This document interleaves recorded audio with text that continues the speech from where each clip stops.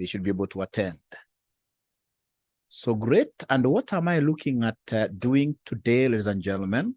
What I'm looking at doing today, I'm looking at finishing 2 topics here in exactly 40 minutes.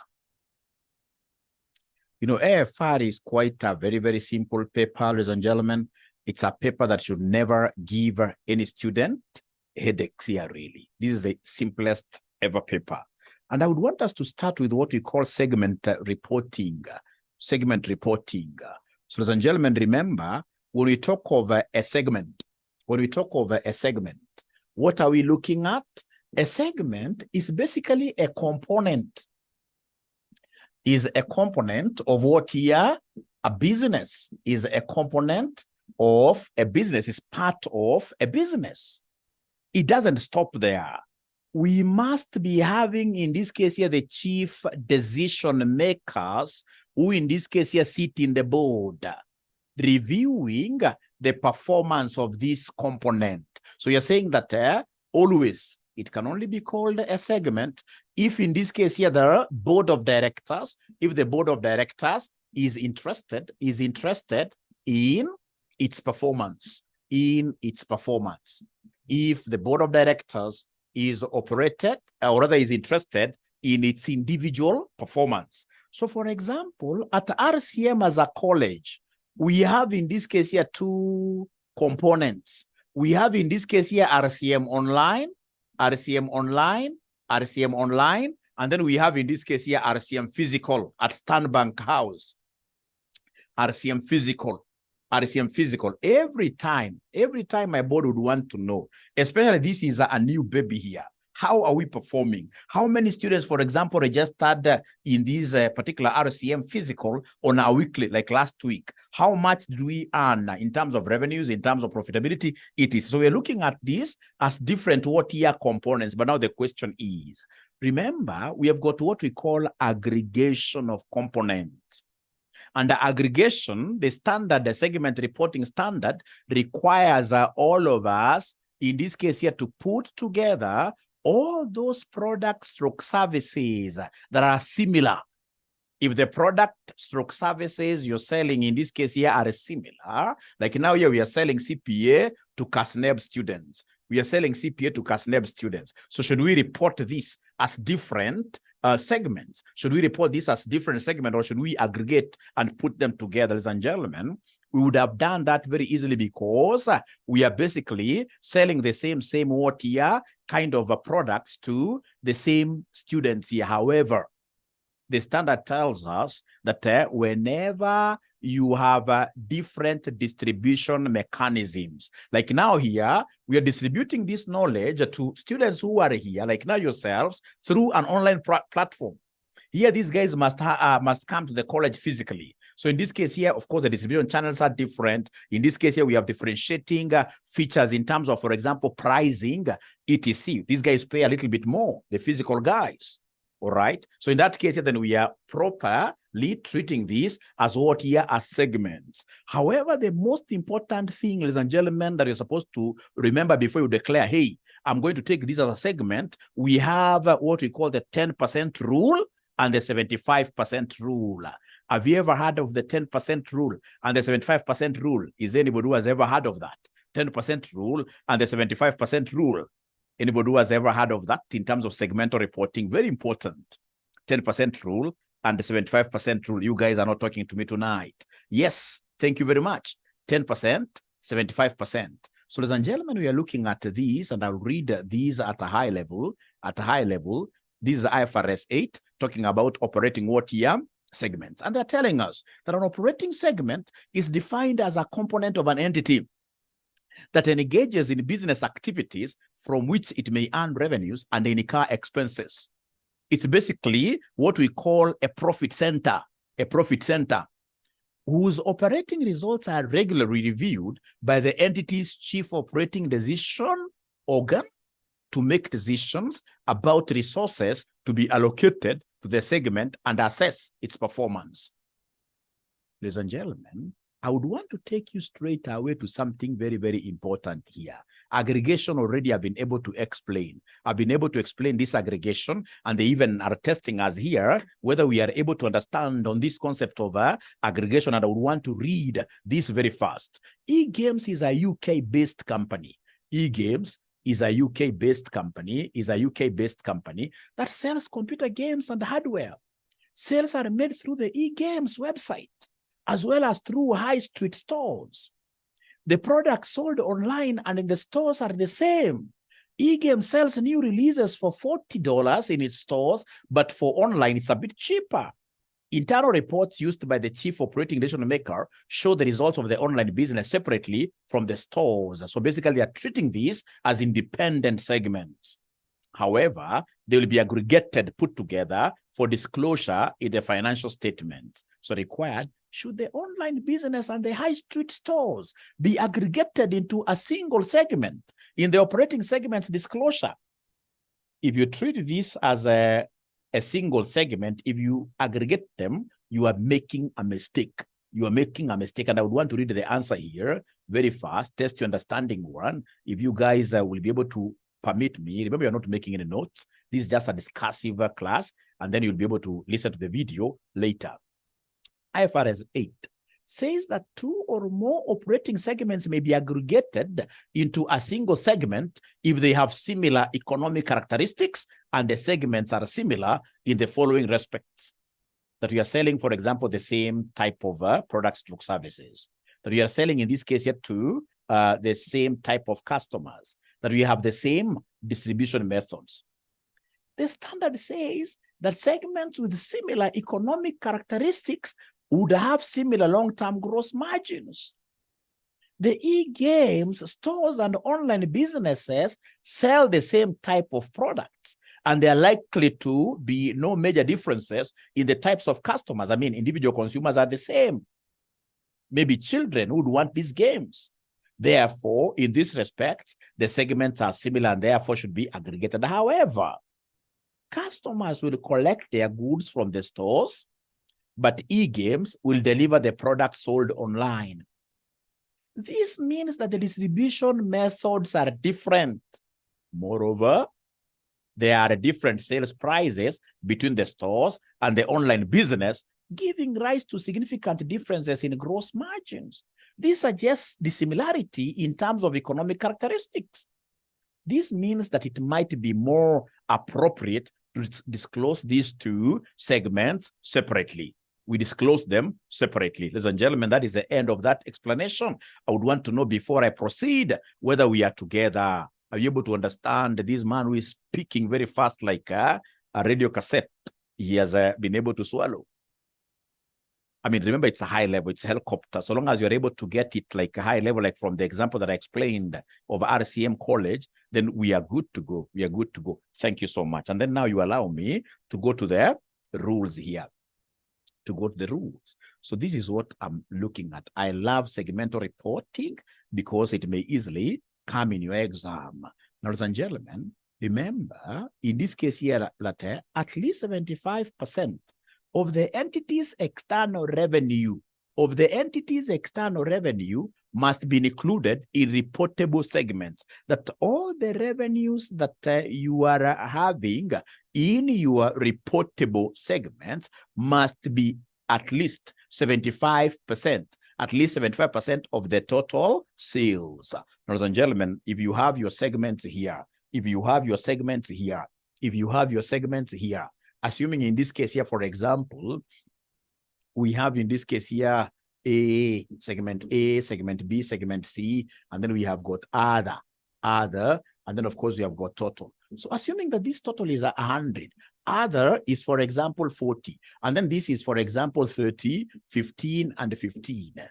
So assuming that these are the segments that you are taking in this case here to be reportable, what in this case here you are segmenting your organization using reportable segments. Is there somebody who can give me this total revenue, the total revenue of the reportable segments? If you take this plus this plus this, what are we getting? I'm seeing a figure of 60. I'm seeing a figure of 60. Is there somebody who is seeing that 60? Is there somebody who is seeing that 60? Is there somebody who is seeing 60? 60 years. So percentage-wise, then this will be 60 over 100. So this will be 60%. 60%.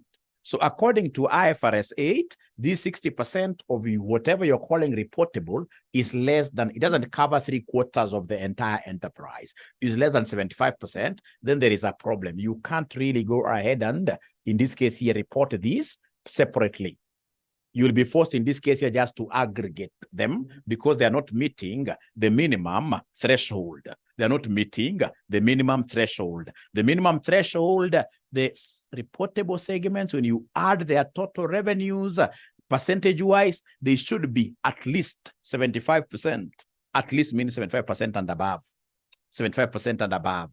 75% and above. Now, ladies and gentlemen, we move forward here. So information, and then we have, of course, the 10% rule. Let's see how this is applied. This question was tested the way it is. In your past papers, if you look at your past papers, apart from the names here, they give us this exact question. So required here, according to IFRS 8, which segments in this case here must be reported? Which segments in this case here must be reported? So the management of a company have identified operating segments based on geographical location. Information for the segments is provided below. So I can see Europe, Middle East, Asia, North America, etc. So I would want us to copy this table down very fast. For you can take a screenshot. For me, I have to copy this. For me, I have to copy this. And I will write very first. I will write very first because we are finishing this in the next 5 minutes, really. So we have the segments there. So we have the segments there. We have Europe. We have Europe. We have Europe. We have a Middle East. Middle East. We have, in this case here, Asia. Asia. We have North America. We have North America. We have Central America. Central America. We have, in this case here, South America. South America. South America, like that.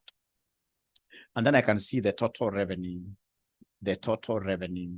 So the total revenue, which really is my concern for now, I can see 260, 260. I can see 78. I can see, in this case here, 150. I can see 330, 330. I can see, in this case here, 85, 85. I can see, in this case here, what year? I can see 97. Now, ladies and gentlemen, I would want to draw your attention to something very important here. But when you talk of total revenue, if it's Europe segment, total revenue is what it is selling externally plus what it is transferring internally. 140 plus 120. That's how they are getting this 260. 260. Listen, remember these segments are normally interrelated. So if we have segment A and then we have segment B, of course, segment A must be selling externally. So if the external sales is 140 and then A transfers goods to be worth 120. So in this case here, this will be called internal. So if the internal is 120, then anytime they want us to get total revenue will be equal to external revenue plus internal revenue. Remember, under the 10% rule, we normally use the total revenue, total revenue. So I would want to know whether you guys have been able to copy the entire table.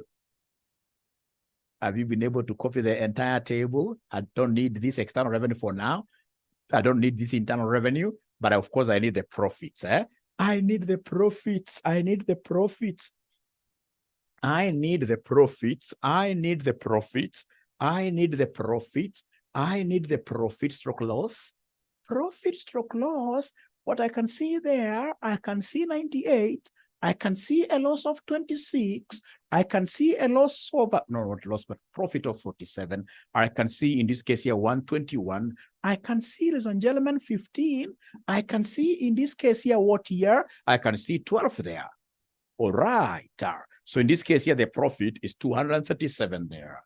And then the revenue is 1,000. The revenue is 1,000. And then, ladies and gentlemen, we have assets here. We have assets there. So assets, what am I able to see? Assets.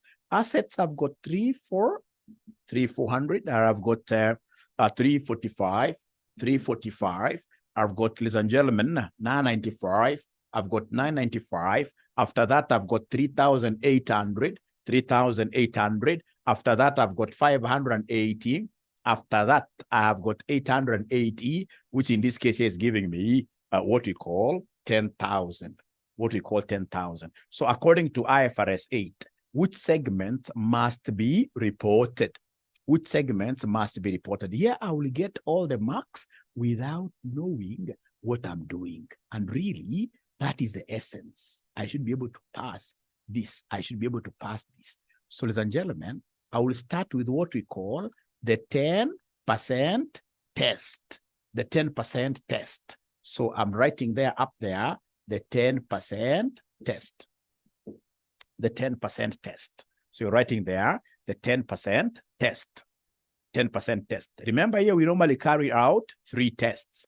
We normally carry out 3 tests. So we start with the 10% of the total sales. So number 1, the first one that we are looking at is 10% of the total sales. 10% test. So in this case here, we have number 1, 10% of total sales. This is the hurdle. The hurdle. So this is the total sales. So 10%, ladies and gentlemen, of 1,000. This gives me what there? It gives me 100. So meaning that any segment whose sales is 100 or more should be reported. Whose sales is 100 or more should be reported. So using that criteria, if you are following, what do you think of Europe? Europe, in this case, is selling 260. So 260 is more than 100.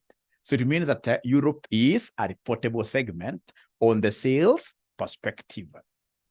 So it means, ladies and gentlemen, that here I put a what there, I put a yes. I shall be able to put a yes there. Are we together, ladies and gentlemen, really up to there? Are we together up to there? Are we together really? I can't feel you tonight. I can't hear you guys. What do you think of Middle East on total revenue basis? Middle East, is it going to be reported? Middle East? No, it's less than 100. So in this case here, no. 150 is more than 100. So in this case here, this is yes, this is yes, this is no, this is no. You write like that. That's number 1 on the basis of total sales. And then we go to number 2 on the basis of total assets. 10% rule.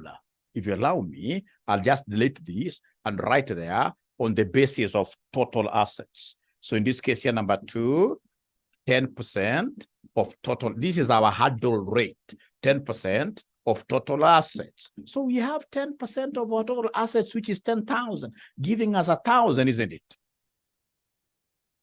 So in terms of assets, any segment that is able to post more than, or rather 1,000 or more, 1,000 or more, it's reportable. So using the assets criteria, could you kindly tell me, what do you think of this? Oh, they're not talking to me. 3,400 is more than 1,000. So yes, you simply say yes there. This is, oh yeah, yes, yes. We have yes there. No. This is 345. 345 is no. This is low, less than 1,000. So this is no. 3,800 is yes. 580 is less than 1,000. No, not reportable. And then we have 808, which is less than 1,000, which is what there, which is no, like that. So in terms of assets, can we put a correct there? Can we say we are okay now? In terms of assets, Now we go to the last one. The last one, ladies and gentlemen, is what we call results. The last one is results. The results. So results, that's number 3. Results will always be broken into 2. If you remember what your teacher told you, results will always be broken into 2. We have a profitable segments.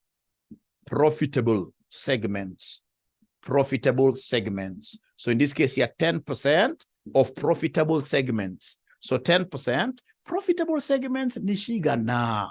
Hiyo si jina mzuri ya Kikuyu. Profitable, ini profitable, 98. In this case here, plus, this is profit making, 47, plus 121, plus in this case here 12. So then could you kindly give me this 10% of the profitable? I'm not including loss making. I'm not including loss making. I'm not including loss making. So according to Dennis, it's supposed to be 27.8. Is that correct? 27.8. According to Dennis, 27.8. Thank you very much. And then now we have B. B in this case, ladies and gentlemen, B in this case here, we're taking 10% of loss making. 10% of loss making segments. 10% of loss making segments. 10% of loss making segments. 10% of loss making segments. We are taking 10%. I can see there are only two here. I can see there are only two here. So we have in this case here 26. This is a loss. You can just put as a positive. Plus, in this case here, what here? Somebody 15. There are only two. Plus 15. So is there anybody who is able to give me this?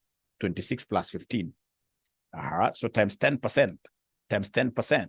So they're telling me it is 4.1. What were you taught? Here you compare the two, and then you always pick the higher. You compare the two, and then you pick the higher. You compare the two, and then you pick, in this case here, the higher. So the higher, in this case, is 27 point what here? 27.8. That on the basis, I would want to repeat this very well.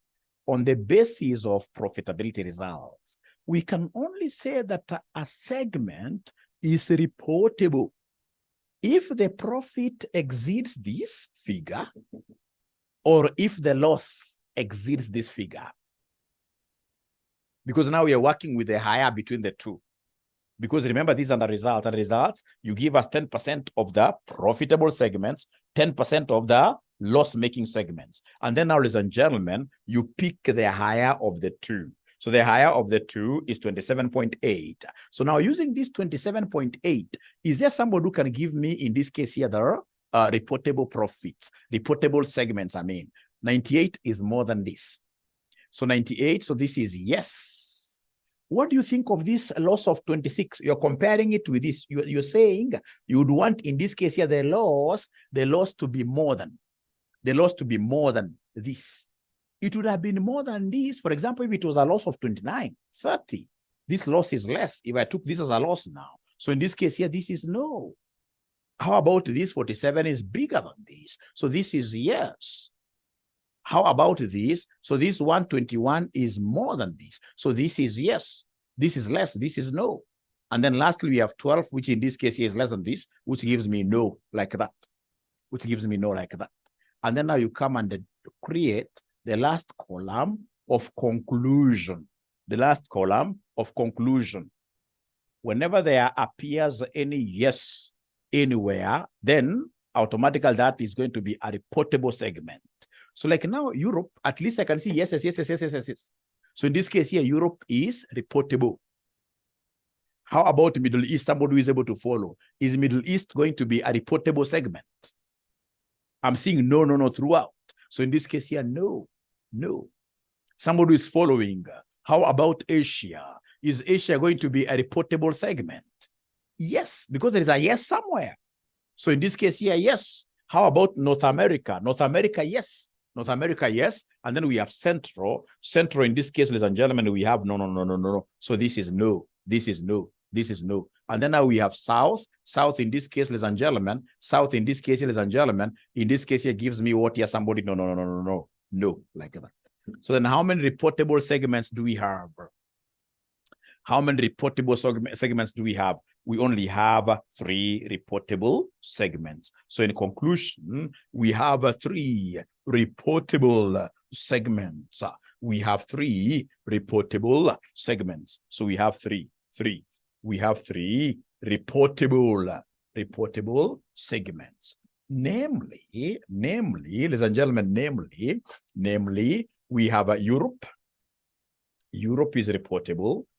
And then we have, ladies and gentlemen, here, we have Asia. Asia is reportable. Asia is reportable. And then lastly, we have the North. North is reportable as well. We have the North, which is reportable. So that is a 10% rule.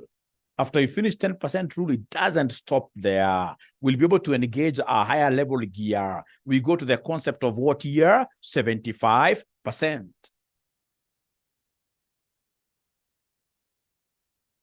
Equal or above. It's equal or above. Equal or above. Equal or above. Equal or above. Great. So then we do the last test there. The last test, ladies and gentlemen, is a test of what year? Is a test of this 75% of external revenues. 75% of external revenues. So in this case, you mentioned there, 75% test. 75% test. So you come and give us now the 75% test. 75% test. So this 75% test is for what year, somebody? 75% test. 75% test is always for external. Is always for external revenue. For external revenue. So is there somebody who is able to give me the total external revenue? Somebody give me the total external revenue. You guys have the question. Total external revenue. Can somebody give me the total external revenue? Can somebody give me the total external revenue?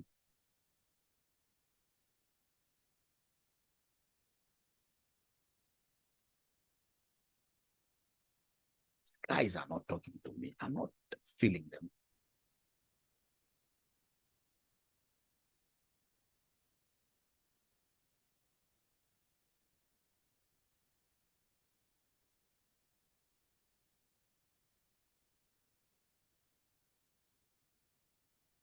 These guys are not talking to me. These guys are not talking to me. These guys are not talking to me.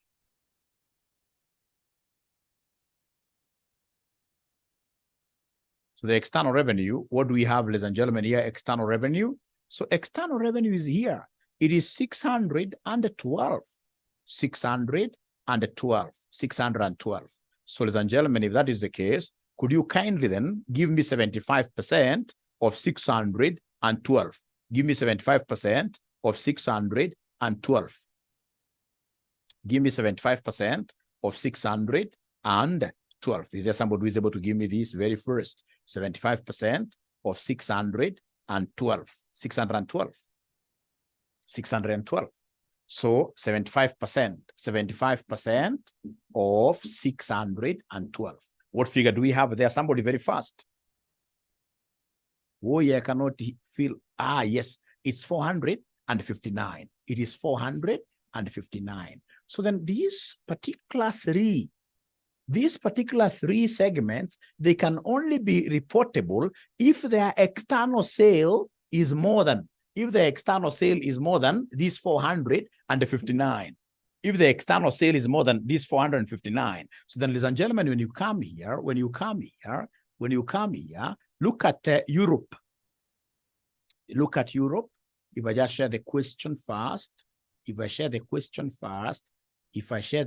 here, if you look at Europe, ladies and gentlemen, the external sale of Europe ni ngapi? External revenue ya Europe ni 140. External sale ya Europe ni 140. Thank you. Ya Asia ni ngapi? External ni 150. External ni 150. In this case here, North America ni 195. So could you kindly give me the total here, please, for the three? Give me the total for the three. Give me the total for the three. Give me the total for the three. Total for the three. What do we have there? Total for the three. When you add the three, which from the 10% rule, you're able to conclude that they are reportable. But now there is the sufficiency condition. Remember, I call this one here the sufficiency condition. So in this case here, this is 400 what here? 485. So this means that these segments are very serious segments, because you can see this 485 outweighs this. And therefore, in this case, ladies and gentlemen, these three segments, now they meet the criteria of reporting them independently as individual segments here because they are meeting the two rules. I cannot, in this case here, aggregate them.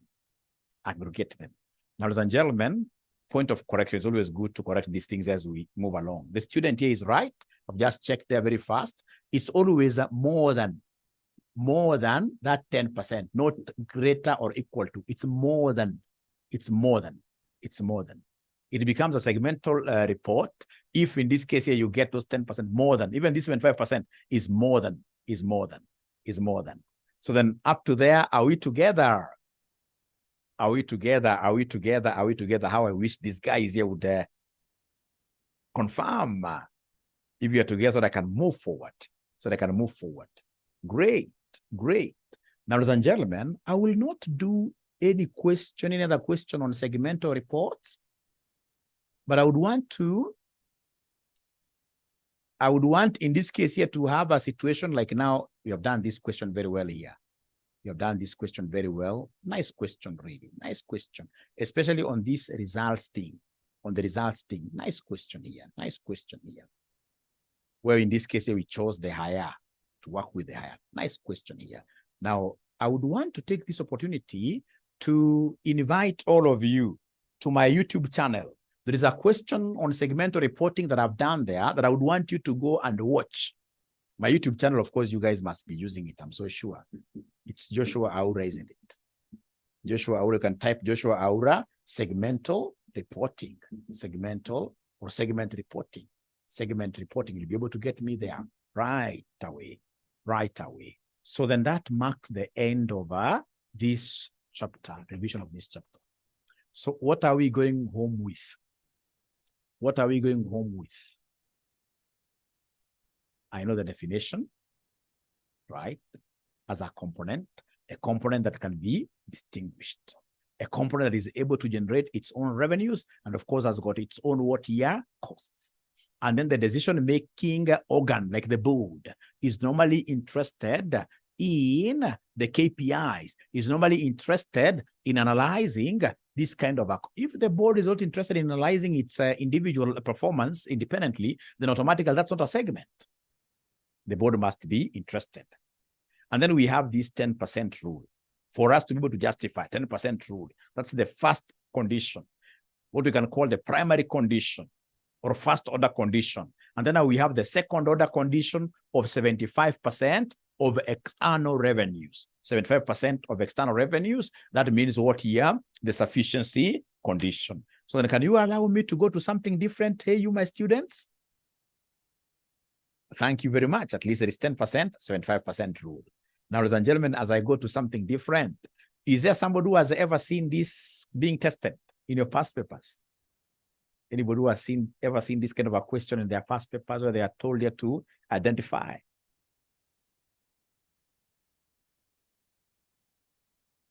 Yeah. And in that sitting, trust you me, in that sitting,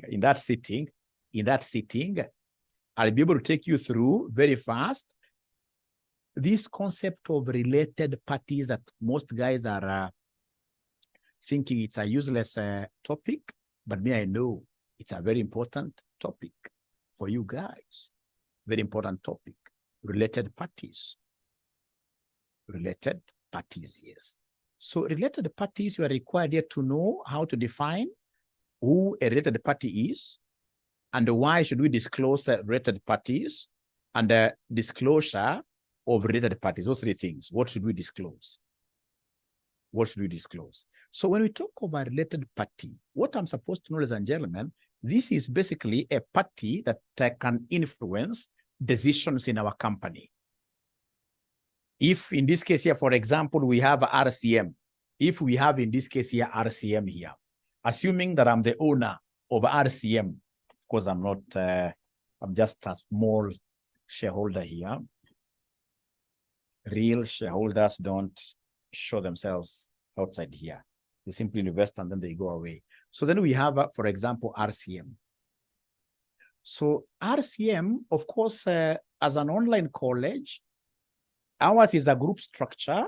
We have in this case here, RCM Publishers is the parent company. RCM Publishers is the parent company.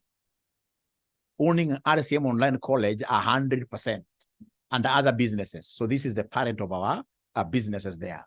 So automatically, this being our parent company, they can easily, or rather they are controlling all operations here. These are the guys who will be able to say, directors here, for example, of RCM Online College will be who in whichever year. All right. So a parent company automatically is a related party. Any of our subsidiaries, ladies and gentlemen, will be a related party.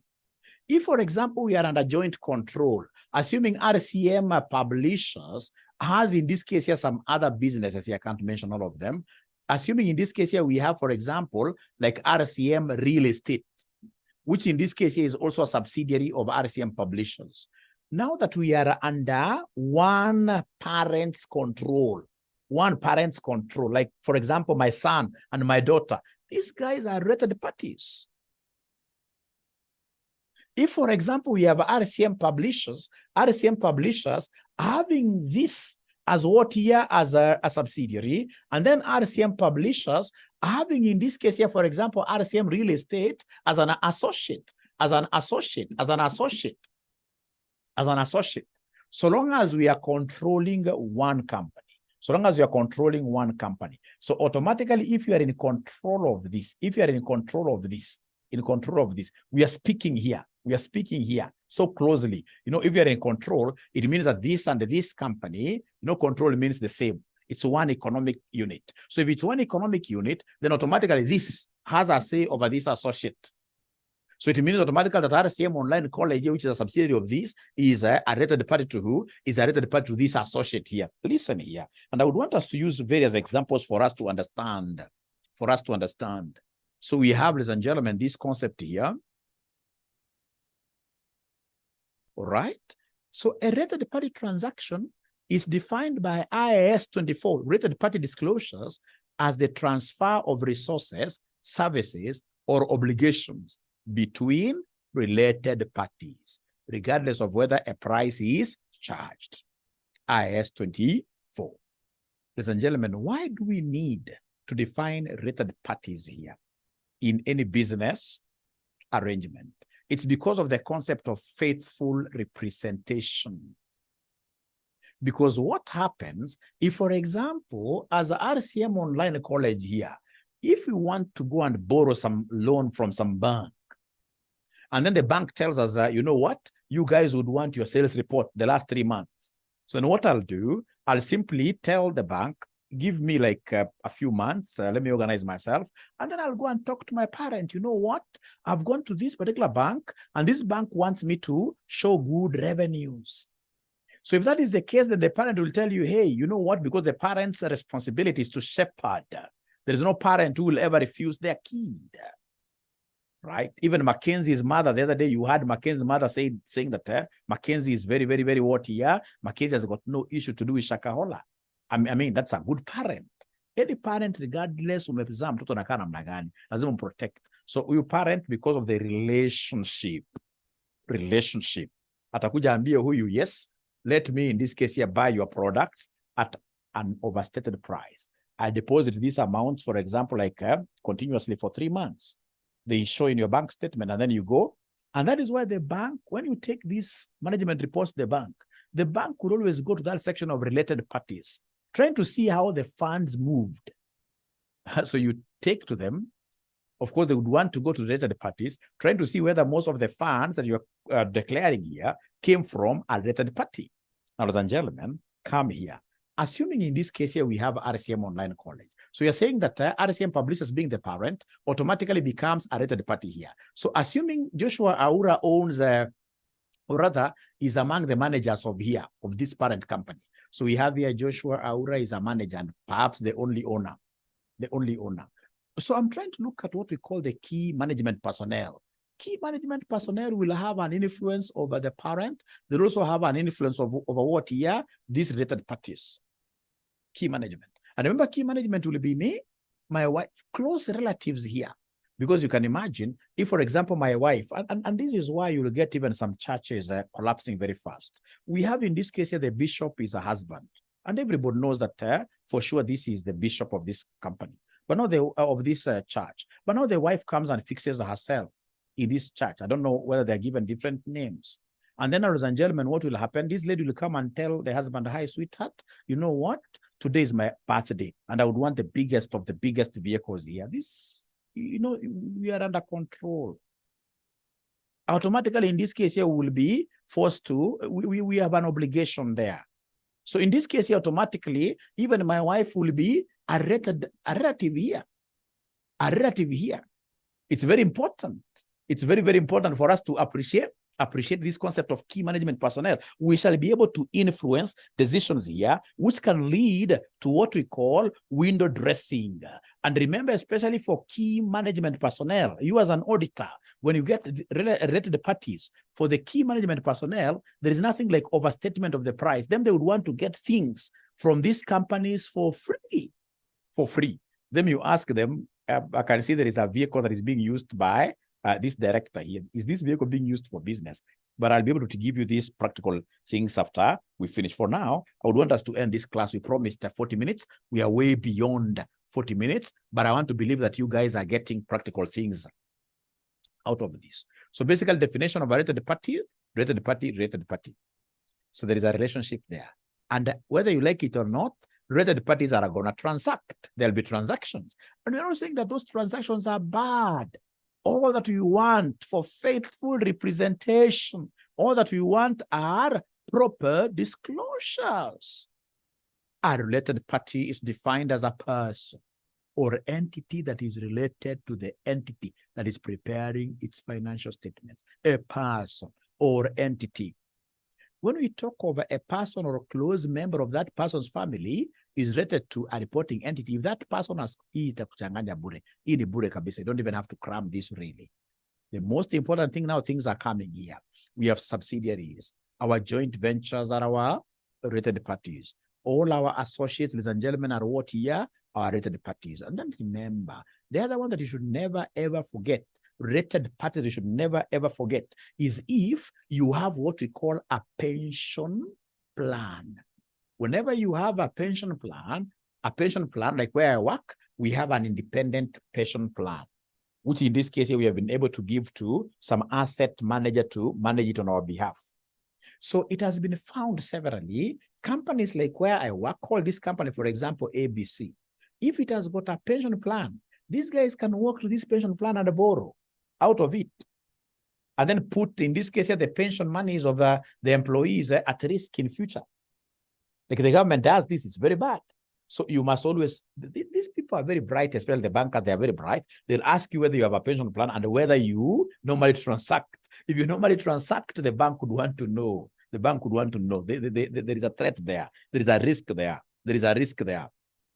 There is a risk there.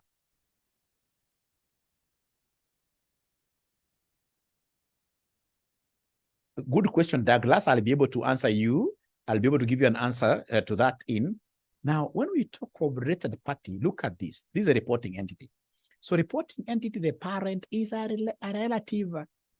And if this parent has got key management, the key management of the parent automatically will become related to the reporting entity. Because the reporting entity in this case will be a subsidiary. If this reporting has got a subsidiary, that automatically becomes our what here? Our related party. If it has an associate, the same. If it has a fellow subsidiary within this parent group, automatically this becomes what here? Our relative. Now, ladies and gentlemen, for us to be able to understand this, and here I should be able to give money.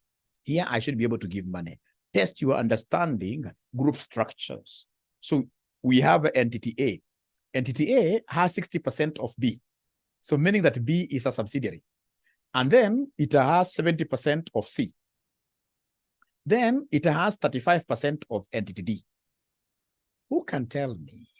This entity D to C is who? Entity D to C.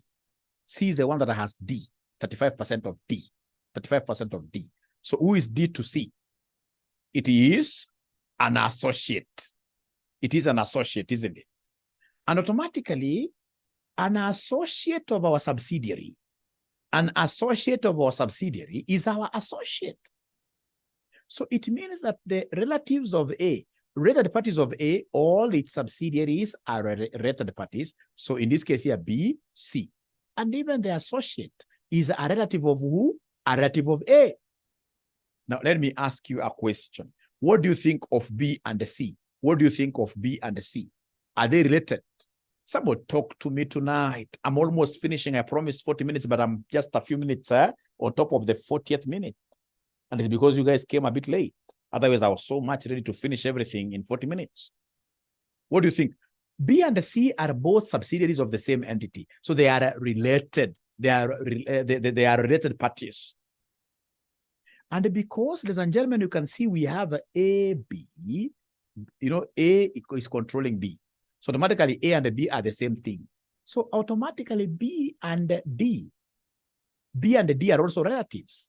Because here we are in control. So you see A is as good as B. A is as good as C. All right. So if you look at the answer here, ladies and gentlemen, if you look at the answer here, you'll be able to understand what I'm talking about. You'll be able to understand what I'm talking about. If you look at the answer here, if you look at the answer here, if you look at the answer here, and the related parties, and the related parties, and the related parties, so you can see, and the related parties test your understanding one. Test your understanding one, test your understanding one, test your understanding one, test your understanding one, like entity A. Entities that are within the same group are related to one another. So that means that B and C are therefore related to A. Because they are within the group, they are subsidiaries. D is an associate of C. So C is a member of A's group. This means that D is a related party of A. Look at entity B. Entity B, we say, ladies and gentlemen, if I just come a little bit here, B and of course C are rated because they are subsidiaries of the same group. B and D are as well rated, even if this is an associate. The thing is, you can see we are controlling C. I mean, A and C are like the same thing because of the control aspect. And automatically then this associate belongs to the two of them. So automatically D is a relative of even this B. All right, because again, A and B are one and the same because of the joint control, or not joint control, but because of the control. Subsidiary and parent, you can't differentiate them. These are mirror images of one another. So then when I come back, ladies and gentlemen, to this one, you can see here entity B, entities that are within the same group are related to one another. A and C are therefore related to B. D in associate is an associate of C. C is a member of the same group. This means that D is a related party of B. Ladies and gentlemen, I would want to end this session today. I would want to end this session today this way. It will be very important for you to know that our associates in the group are our relatives. Our fellow subsidiaries in the group are our relatives like that. Our parent is our relative.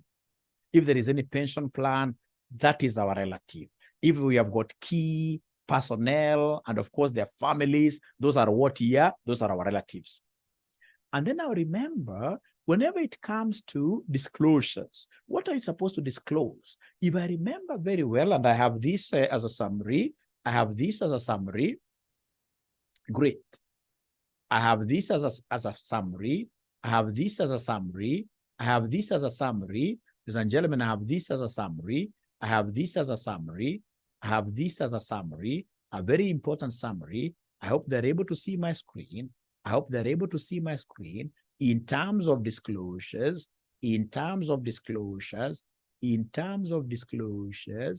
this chapter summary. The need for disclosures of related parties, that's not important to me. Disclosure of related parties. You must disclose parent-subsidiary relationship. You must disclose all transactions and the balances outstanding. Disclose all transactions and balances outstanding. You must, in this case, disclose key management compensation. And ladies and gentlemen, if, for example, it's a SACCO, in terms of related parties, SACCO, you must always disclose what we call insider lending here. How much have we lent to these directors?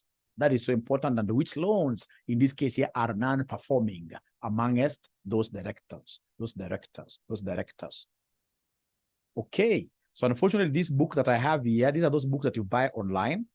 I've never shared this one. You cannot get it easily. You have to be taking screenshots. You have to be taking screenshots as I use them as I use this, The ones that I am able to download and send, those ones I normally send them very, very fast. So ladies and gentlemen, I would want to take this opportunity to welcome you to these low-hanging fruits. You cannot go wrong. It's a concept that I've used severally, these low-hanging fruits here, especially in terms of the theory areas and group consolidation, group cash flows. You will be able to pass very easily. What I'm able to cover in an hour, I'm so sure it will take most of you like even 2 days to understand. I don't know whether there is somebody who has seen that concept here. Is there somebody who has seen that concept here? Am I cheating somebody? Is there somebody who has seen that concept, that what I'm able to cover here? You guys, if you are to read these things on your own, trust you me, it will take you much longer.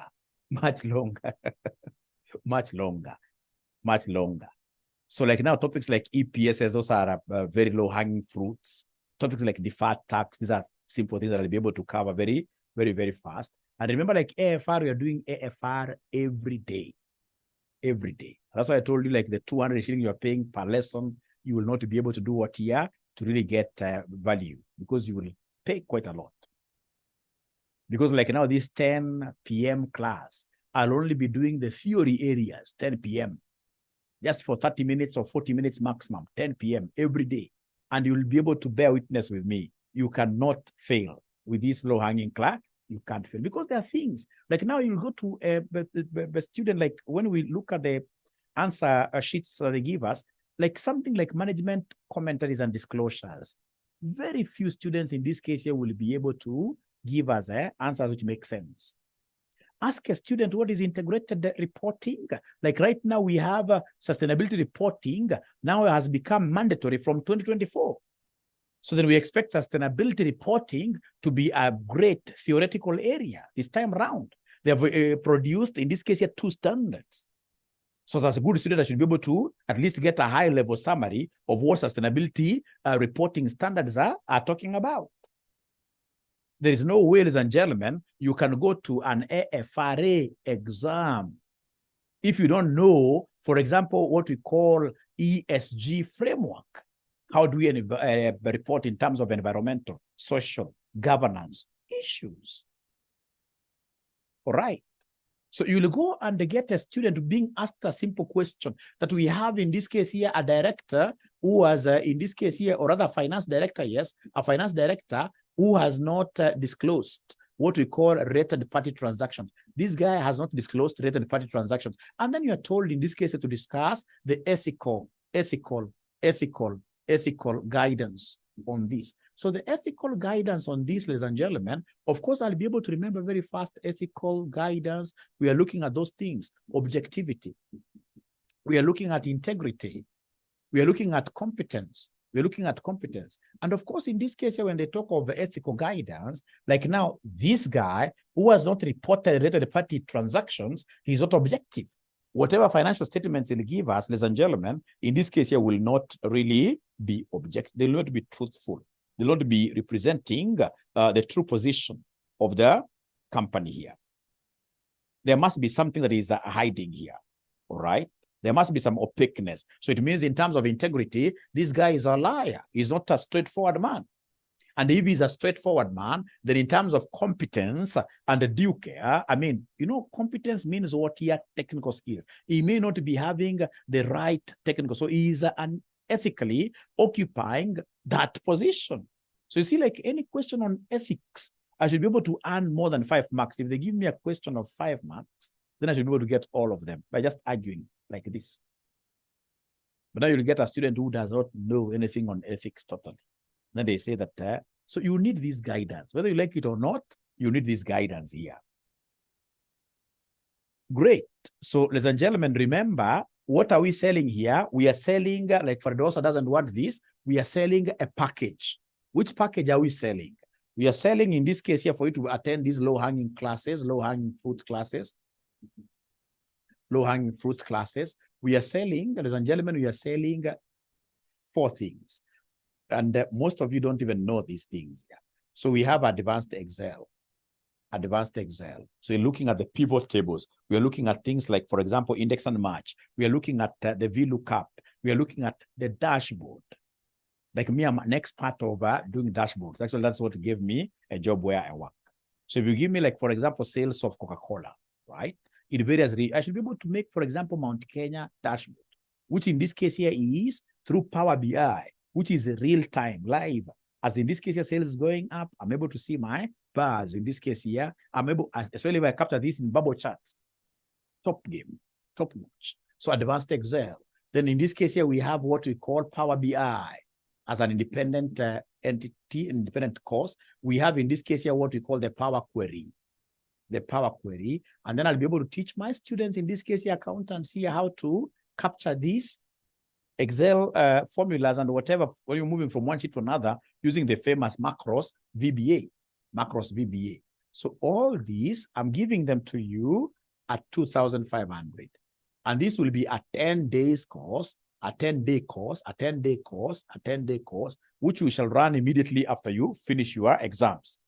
My objective is to squeeze all students in this case have to go here. And the moment, ladies and gentlemen, you pay this 2,500, then automatically you'll be able to attend all our low-hanging classes for free. All these classes here up to your exam for free for advanced FR AAA. We have in this case here leadership and management, ETC moving forward for free. I mean, I live from where I work. So now I'm a free man, a lot of energy in this case here within me that I would want to use to help you guys revise, very, very easily. So if you don't want this package, then you can be paying for these classes here for at what rate here? 200 per session. 200 per session. Like if it's AFR alone, I'll do more than 10 sessions. AFR alone will be 2,000. So in this case here, our pay bill, please be serious with this. Our pay bill, which I would want to see you guys paying this, is 62,42,839. Account, just mentioned there, Excel. You'll be able to know where to take you. And then you send the message to 0719 525,000. And then we shall be able to add you. 0719 525,000. 0719 525,000. So remember here we have pay bill is 62,42,839. Account is Excel. And then once you pay, you send this message to 0719 525,000. Rest of the topics, thank you for asking those questions. Rest of the topics, of course, we have a timetable. We have a timetable that we shall be using, shall be following. Yes, but remember, 30% of your exam, more than 30% will be theory. So I'll be taking 40 minutes every day to capture the theory, and of course, a high level with also some competitions inside there. But we've got some 3 days in the week. Like now, tomorrow morning, I have AFM at 4 a.m. 4 a.m. Students have said they don't want 5, they want 4 a.m. like that. So if we stop there, ladies and gentlemen, I think we shall be okay. We shall be okay. Some have done Excel already. I've already explained that, Susan. I've explained. If you feel you have done, please go for this. It will be very expensive for you. I have a student who, since we began, this guy has already used like 800 shillings for the 4 papers. For the 4 papers. It will be very expensive for you. But if you feel that you don't want this, then go for this. Already I've given you an option. Yes, tomorrow we are starting at 4 a.m., please. I'm sending the link right now. Thank you very much. Good night. Be blessed. Bye.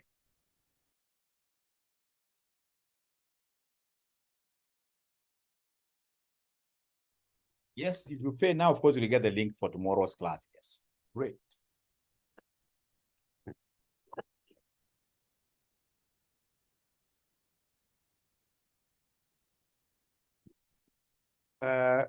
Irene, I'll be able to give you the video to this. No worries.